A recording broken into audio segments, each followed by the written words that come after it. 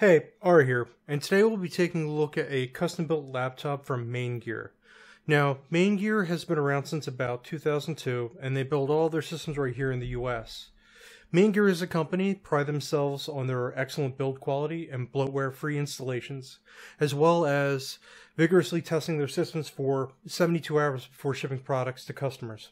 The Pulse 17 is a 17.3-inch laptop with a 1920 by 1080p IPS display that comes equipped with an Intel i7 6700 HQ at 2.6 GHz that also turbos up to 3.5 GHz, as well as an NVIDIA GeForce GTX 970M graphics chip with 3 GB of DDR5.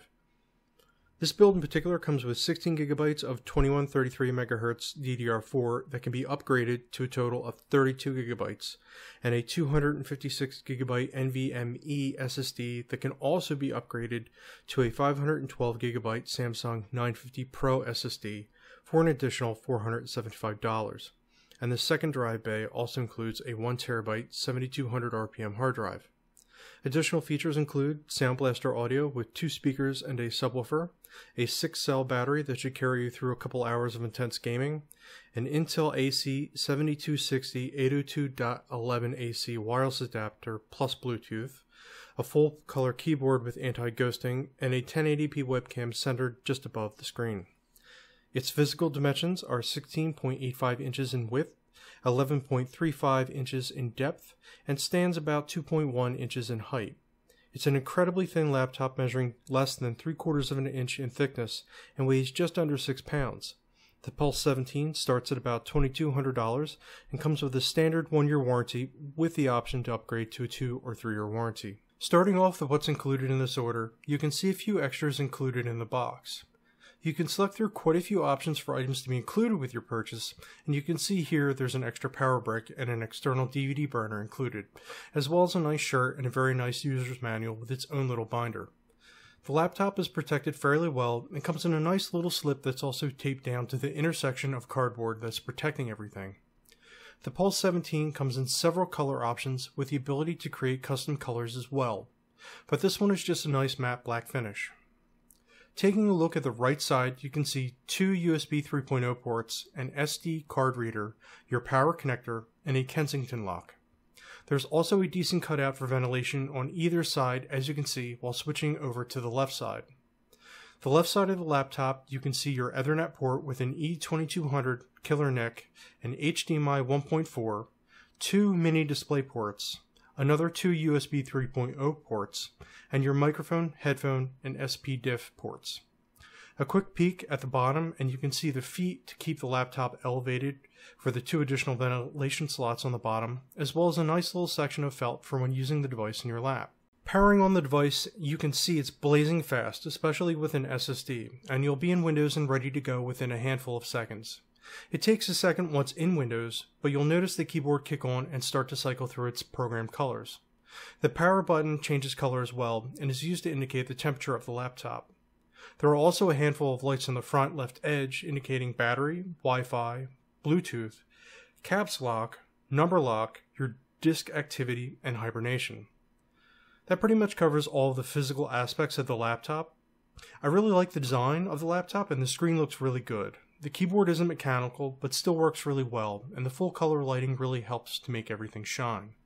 The touchpad is also pleasant to use for those moments when you have to use it, and it also has your left and right click built into the front corners in case you were wondering. There isn't much in the way of software installed on the laptop, as Maingear systems have zero bloatware installed, and they don't offer any third-party software. There are 2 pieces of software that are installed, the first being KLM, or Keyboard Light Manager, which offers a couple of lighting modes like dual color, wave, breathing, audio, gaming, and normal, as well as selecting 2 or 3 zones depending on the mode for the keyboard that can be different color combinations and choosing between sleep and normal mode. The second piece of software is called the System Control Manager, and it allows you to quickly turn things like the Wi-Fi, Bluetooth, and webcam on and off, as well as adjust the brightness and volume of the laptop. The next section allows you to change the power mode of the laptop depending on its use, whether you're watching a movie, giving a presentation, gaming, doing a little bit of office work, or if you'd just like to consume less power while using an eco mode. There's also a button to quickly turn the display off, which is nice if you were using an external monitor. The Pulse 17 could also be considered a desktop replacement, as it's fairly powerful and should easily be able to handle most workloads, and it's definitely a fairly high-end gaming machine.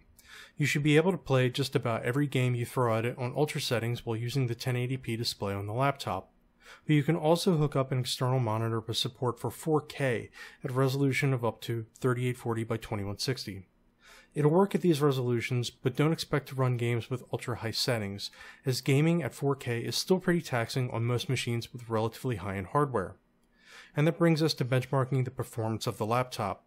I loaded up a handful of games and benchmarking tools to test the performance of the system, using Fraps or in-game benchmarking options to test each game alongside standard tools like PCMark 8, 3DMark, or Unigen's Heaven Benchmark. Starting with The Witcher 3, I scored a minimum frame rate of 31, a maximum of 43, and an average of 37, and that's with most settings turned up pretty high.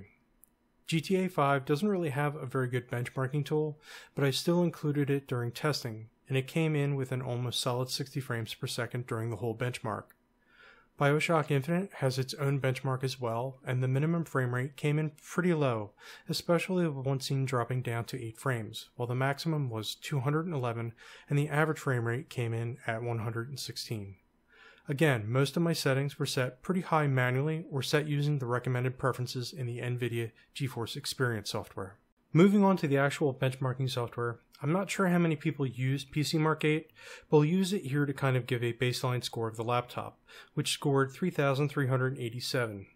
As you can see, this score is just a hair below what they're listing as an average gaming PC supporting an Oculus Rift, and even further below a 4K gaming PC. So you can see while you can run 4K to an external monitor, performance is going to suffer a bit if you do. 3DMark scored 6,565, putting this laptop in the same bracket as before, just below a gaming VC. I found that this score seems to be in line with other systems running a 6700 HQ and a GTX 970M graphics chip. Unigen's Heaven 4.0 benchmark really worked the system as the fans were going full speed quickly after starting this benchmark. Temps seemed to max out around 85 degrees before dropping a bit when the fans really kicked into high gear.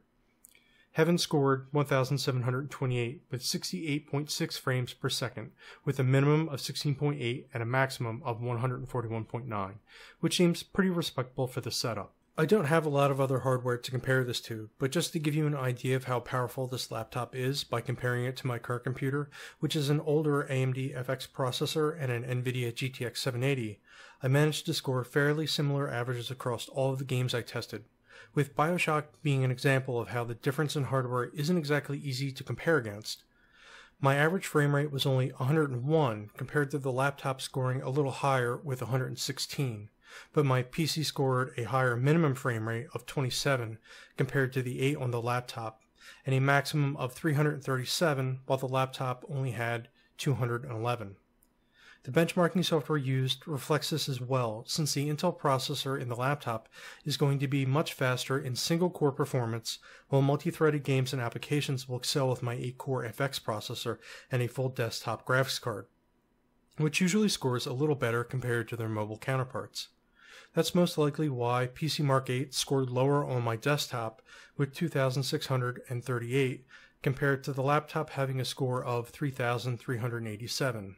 And why I scored higher in 3DMark with a score of 6,745 and Heaven 4.0 with a score of 2,513 with a full desktop graphics card. You can take these results however you like, but if you were to ask me what I think about the Pulse 17, I'd say it's an incredibly powerful system in such a sleek and compact design, and I would be thrilled to use the laptop whenever I needed the portability. It's powerful enough to satisfy all of my needs away from home, as well as gaming.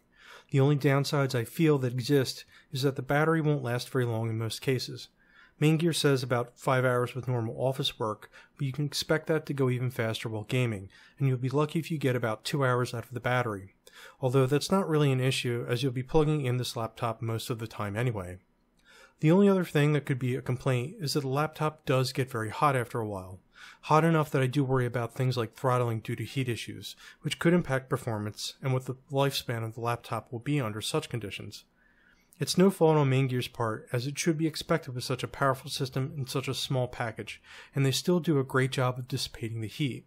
Just keep in mind that some games might stress the system enough to kick the fan into full blast, which is loud enough that it could bother others around you, or at the very least break any immersion in games without a pair of headphones. And that's my review of Maingear's Pulse 17 gaming notebook. I hope you've enjoyed this review and it's given you some insight to a product like this. And I want to give another huge thanks to my good friend Dag for loaning this product out for review. I really appreciate it. Feel free to leave any comments and questions you have below, and I'll gladly answer anything for you.